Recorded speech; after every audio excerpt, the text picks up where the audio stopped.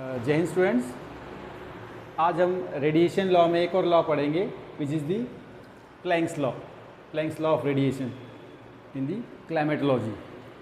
इसके साथ साथ ये रिमोट सेंसिंग में भी इन लॉ का हम यूज़ करते हैं, रेडिएशन लॉज का। सो अगर हम प्लैंक्स लॉ को देखते हैं तो it state that the radiation intensity emitted by the black body is depends on the wavelength of the radiation. यानी कोई ऑब्जेक्ट जो रेडिएशन एमिट करता है उसकी इंटेंसिटी जो है वो उसकी वेवलेंथ पे डिपेंड करती है। और अगर इसको और सिंप्लीफाई करें सो रेडिएशन इंटेंसिटी जो है किसी भी ऑब्जेक्ट की it is inversely proportional to the wavelength. यानी वेवलेंथ जितनी आपकी शॉर्ट होगी किसी भी रेडिएशन की उतनी ही वो इंटेंसिटी उसकी हाई होगी। इसका जो फॉर्मूला है वो है E = hc divide by lambda. यहाँ पे E आपकी रेडिएशन इंटेंसिटी, H आपका प्लैंक्स कांस्टेंट है और C है speed of light, lambda for the wavelength. So ये सिंपली इसका फॉर्मूला है।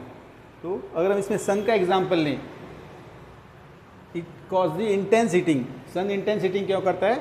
Because sun has the short wavelength. जो सन की रेडिएशन है वो शॉर्ट वेवलेंथ की है, इसलिए वो इंटेंस हीटिंग करता है। जबकि जो अर्थ है उसमें से लॉन्ग वेव निकलती है तो वो इतना इंटेंस हीटिंग नहीं कर पाती। लेकिन जो इंटेंसिटी है किसी भी रेडिएशन की वो वेवलेंथ के इन्वर्सली प्रोपोर्शनल होती है। जितनी वेवलेंथ शॉर्ट होगी उतनी इंटेंसिटी हाई होगी। अगर वेवलेंथ लॉन्ग है किसी रेडिएशन की उसकी इंटेंसिटी, हीटिंग इंटेंसिटी कम होगी।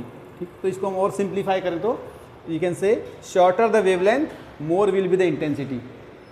अगर इसको सिंपली लिखें प्लैंक्स लॉ को, जितनी वेवलेंथ शॉर्ट होगी उतनी ही इंटेंसिटी हाई होगी। सो प्लैंक्स लॉ जो है वो इंटेंसिटी और आपकी वेवलेंथ का रिलेशनशिप दिखाता है। और रिलेशनशिप कैसा है वो? It is having the inversely proportional relationship. यानी अगर एक चीज़ बढ़ेगी तो दूसरी घटेगी। ठीक है।